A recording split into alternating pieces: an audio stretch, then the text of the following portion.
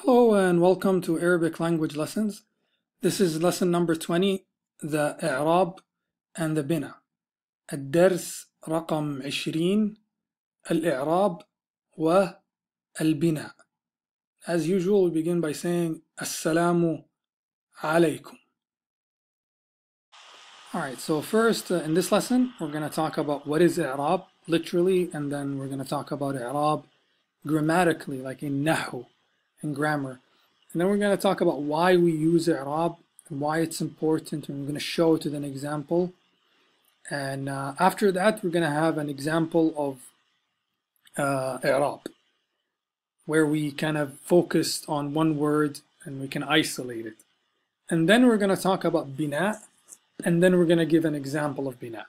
And this is meant as, just like a taste of Arab, just like see what it is. And this, like, don't worry if it gets a little bit overwhelming. It's something very new to you. So let's get started. All right, so first we go to the website Al-Maani. We've been here before, and we're here to learn the literal meaning of I'rab. So those are like the meanings of I'rab. Like when you say A'raba an, it's like saying Abbara an.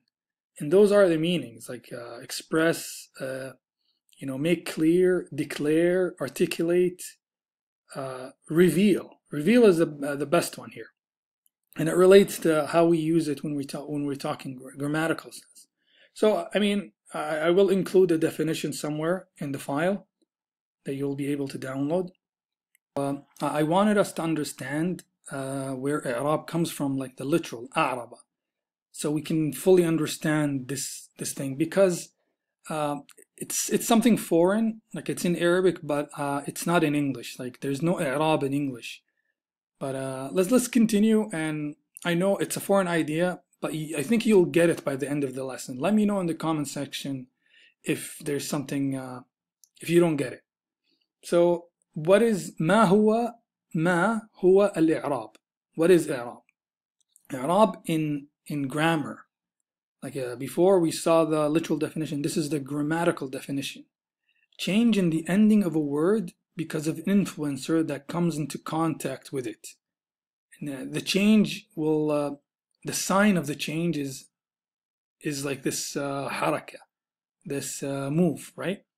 So if the ba was the last letter in the word, and you see something, like you see the fatha or the dhamma or the kasra, and then you see the word again somewhere else which having another sign, is because i'rab has happened to it. And just a note, this is the original signs. So you can say that when we do the i'rab, some of the meaning gets revealed to us. And this is why it's important to understand i'rab, right? As a teacher, an Arabic teacher, Khalid al-Maghribi said, like without i'rab, the meaning would be lost, and everyone would have his or her own meaning. So it's important, like once you start like speaking Arabic, to understand how to use i'rab and what it means, and not like make mistakes with it. And it takes practice. Like at the beginning, you're definitely gonna make mistake. Like even like regular Arabs that didn't really study Nahu, like grammar, they make mistakes. So you'll hear it and you'll make it, but that's fine for now, because you're still learning. Anyhow, so just to that, like a demonstration of why it's important, we have like this sentence: Ahmed, which is a name; Akram, which meant generous, was generous, or you'll see. And Nas is people, the people, right? So we're gonna see why i'rab is important with this sentence, because this sentence can have 4 meanings that we know of, like that I'm showing you right now. First one is like once we use the i'rab, which means like we have the signs here at the end of the word. You see how the sign is different? Here it's dhamma, here it's fatha. And you see here nas, nasa, nasu, nasa, nasi, right? So let's say them. So you can hear the difference between the four examples. أحمد أكرمي الناس. When you say it like that, with those red signs, moves, you're saying, Ahmad, be generous to the people. So you're giving him an order, in a sense. Ahmad, be generous to the people. Now, the second one. أحمد أكرم الناس. When you say it like that, you're saying the people were generous to Ahmad. See how the meaning just changed because you changed the I'rab? You changed the signs at the end of the words? Do you see that? Let's go with the second two. أحمد أكرم الناس. So you're saying Ahmad was generous to the people in the past. Was, right? Because of this one here, it became was. Last one is أحمد أكرم الناس. Now here, when you added those three signs, you're saying Ahmad is the most generous of the people. I just wanted you to see that, there's four meanings. It's the same sentence in a sense. The only difference is the I'rab, which is the sign at the end of the word. And because I think that by seeing this, you're definitely not going to argue that the I'rab is important with anyone, right? Because you can see how the meaning can change. And this is why we did this example. Alright, so hopefully you're convinced that I'rab is important now. And yeah, this is the definition I told you I was going to include in the file. Now let's move to an example of I'rab where we isolate a word. And our word here is ضيف. ضيف. And it means guest. And we have it in the three forms of I'rab. One is when it's marfu', this word here. It means like lifted, and literally lifted. But it's something that it's in Arab, and that's the thing, like there is no word equivalent to it because there's no Arab in English, right? The other condition is called mansub, and literally just means like kind of stood up in a sense. I don't know, let's just call it mansub for now because there's no equivalent to it in English. Again, majroor is the last one here. There's another one, but we'll have some other time. But let's just go with those three. There's usually four, but we're gonna do three because we're just getting to know I'rab. Like this is our introduction to I'rab in a sense. Anyhow, so let's see what they look like. So the first sentence, زارنا ضيف كريم. And let's work backwards. Kareem, you know what Kareem is from lesson 10. It's an adjective for ضيف. So it's an attribute of ضيف. Means he's generous. Kareem, generous. Generous. Alright. Zara is the influencer. Because it's the verb. It's the fi'l. It's the action. Means visited. So I added the meaning of the sentence. Even though it's not what we're focused on. We're focused on the I'rab. Like we just want to see that it comes in three forms, right? So here is, because it's marfu', we have a dhamma on top of it, right? ضيف كريم. And because it's a fa'il, and the influencer that made it this way, that made it become marfu', is the verb or the action zar. Zara. So this is the first one, Zara.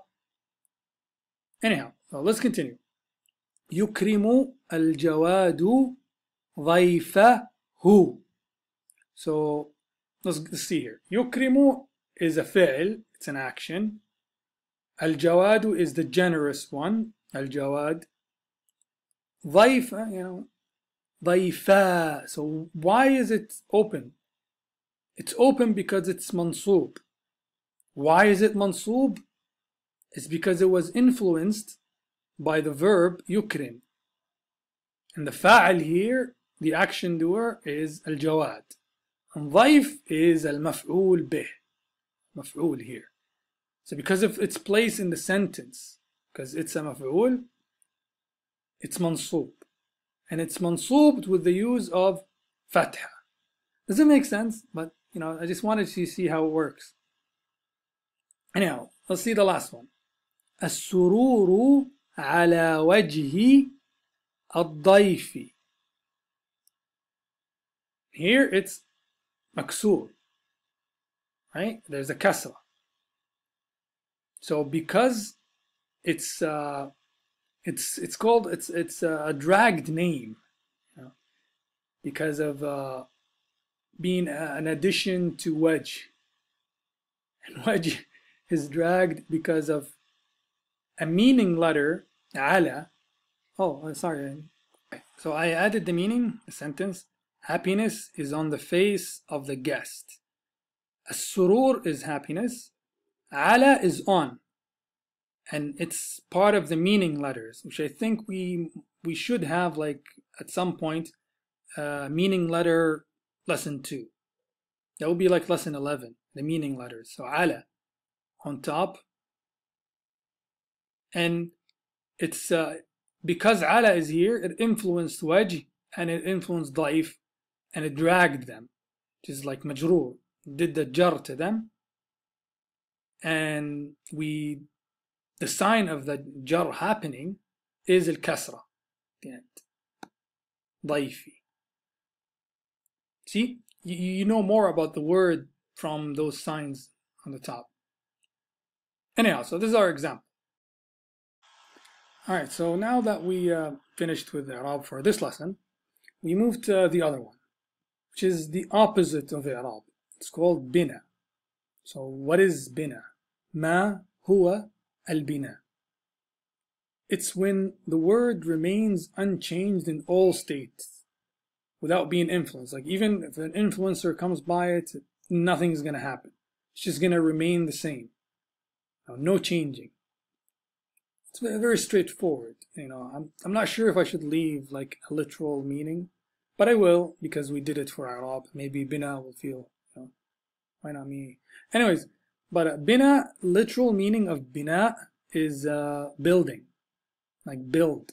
Like Bena means he built. Bina is like building something. You know, building a castle. Well, I'll leave a literal definition somewhere, like we did with the other one.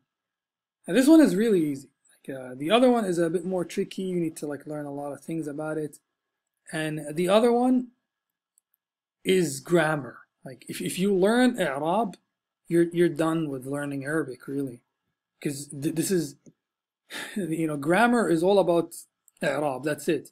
If you learn I'rab, if you master I'rab, you're done with learning Arabic. You don't need to learn it anymore. So, you know, it's a long journey, but you know, you've made the first step with I'rab and you understand what's going on.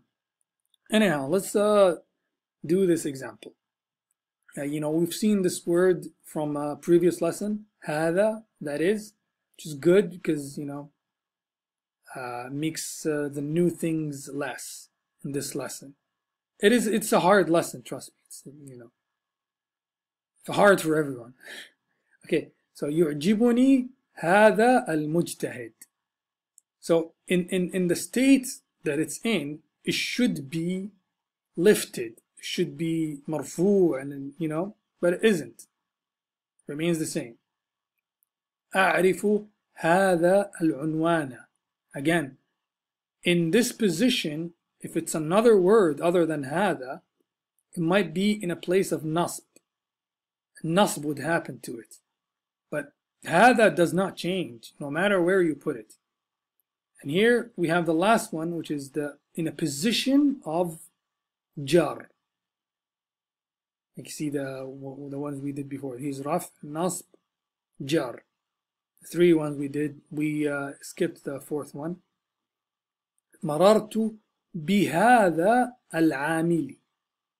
Here. Because this letter B, it's a harf jar. It's one of the meaning letters. It's a small one, but it's one of the meaning letters. I just wanted you to see هذا looks exactly the same because it's built. It's mabni. It doesn't change no matter where you put it.